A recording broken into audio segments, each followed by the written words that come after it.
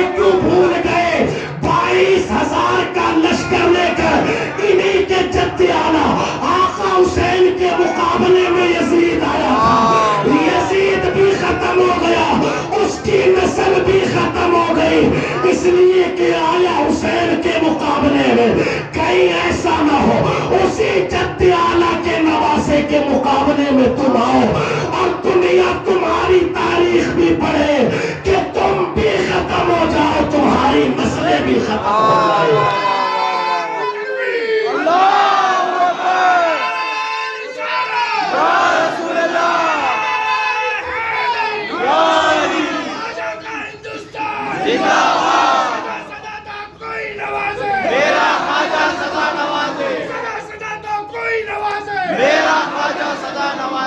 غریب نواز کسی معمولی ذات کا نہیں, وہ اور لوگ ہیں جنہیں لوگوں کے ووٹ کرسی پر بٹھاتے ہیں. معین الدین کو ہند کا راجہ مصطفیٰ نے بنایا, میرے نبی نے معین الدین کو ہند کا راجہ بنایا, مصطفیٰ جان رحمت نے بنایا, اور غریب نواز کو ہند والوں کے لیے کسی دنیا والے نے نہیں چنا, میرے اللہ نے چنا ہے. آپ دیکھیں کربلا کی زمین پر یزید بھی آیا تھا حسین سے ٹکر لینے کے لیے. 12 بیٹے تھے یزید کے 12, مگر یزید کا نام ختم, اس کی نسل ختم. لیکن آپ نے تاریخ کا ایک باب اور سنا ہوگا کہ جب مباہلے کے لیے میرے آقا علیہ السلام تشریف لے کر کے گئے تھے, ساتھ میں آپ کی شہزادی اور سبحان اللہ سیدہ طیبہ طاہرہ عابدہ زاہدہ راکعہ ساجدہ عالمہ غیر معلمہ خاتون جنت خاتون قیامت سیدہ فاطمہ الزہرا رضی اللہ تعالیٰ عنہا وسلام اللہ علیہا کثیرا کثیرہ کی ذات تھی, سرکار مولائے کائنات کی ذات, اور آپ کے نواسے آقا حسن اور آقا حسین رضی اللہ تعالیٰ عنہما کی ذات. جب میرے آقا گئے مباہلے کے لیے تو جو عیسائیوں کا پادری تھا نجران کے عیسائیوں کا, اس نے ان کو آتے ہوئے دیکھا تو اپنے لوگوں سے کہا کن سے مباہلہ کرنے چلے ہو, اگر یہ بددعا کر دیں گے تمہارا وجود ختم ہو جائے گا. یہی وجہ تھی عیسائی بھاگ گئے, مباہلہ نہیں ہوا, مباہلہ نہیں ہوا, بھاگ گئے عیسائی. یہی وجہ ہے کہ آج دنیا میں عیسائی موجود ہیں, انہوں نے وہاں ٹکر نہیں لی. یہی وجہ ہے کہ عیسائی موجود.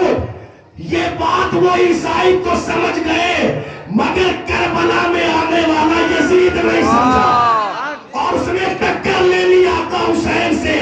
دنیا کی نگاہوں نے دیکھا بچ کر کے بھاگ جانے والے کی نسل موجود ہے, ٹکر لینے والے کا نام بھی ختم ہے, نسل بھی ختم ہے.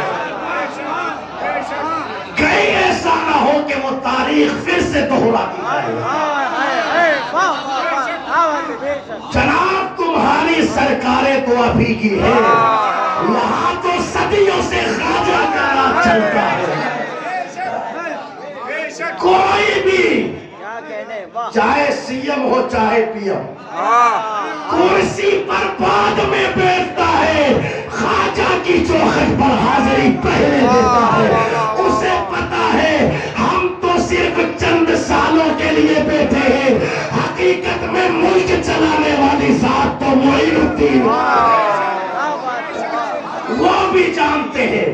اس لیے خدا را سوچ سمجھ کر کے نگاہ اٹھائی جائے کہ کدھر دیکھا گیا ہے. یہ سرکار غریب نواز کا آستانہ ہے. اللہ اکبر, یہ بارگاہ غریب نواز کی بارگاہ ہے. بڑے بڑے آئے چلے گئے, تمہاری تو کوئی حیثیت بھی نہیں, تمہاری تو کوئی اوقات بھی نہیں, تم سے بڑے بڑے آئے, بڑے بڑے شہاب الدین جیسے آئے مگر چلے گئے. لیکن اللہ اکبر, غریب نواز کی نگاہوں کے سامنے بڑے بڑے آئے. کوئی جادوگر آیا, کوئی جے پال آیا، لیکن غریب نواز رضی اللہ تعالیٰ عنہ کی بارگاہ میں جب آئے ہیں تو اپنے آپ کو سرنڈر کرتے ہوئے نظر آئے گا، اس لیے کہ غریب نواز رضی اللہ تعالیٰ عنہ کوئی معمولی ذات کا نام تھوڑی ہے۔ دیکھو آپ، ہم سب یہ چاہتے ہیں کہ اللہ ہمیں اپنا محبوب بنا لے، سب کے دل کی یہی تمنا، دعائیں کرتے ہیں، عبادتیں کرتے ہیں، ریاضتیں کرتے ہیں، اللہ کی بارگاہ میں روتے ہیں، گڑ گڑاتے ہیں، معافی تلافی کرتے ہیں، اللہ ہمیں اپنا محبوب بنا لے۔ مگر غریب نواز اس ذات کا نام ہے، وقت وصال قلم قدرت سے پیشانی پر لکھا رہا، ہاذا حبیب اللہ ماتا فی حب اللہ، یہ اللہ کا محبوب ہے، اللہ کی محبت میں دنیا سے گیا ہے۔ وہ سرکار غریب نواز رضی اللہ تعالیٰ عنہ کی ذات۔ تو عرض یہ کر رہا تھا، وہ بھول گئے تھے لوگ کہ ہم اللہ کے ولی سے ٹکر لینے کے لیے آئے، لے کر کے آگئے بندے کو کہا جنازہ پڑھا دو۔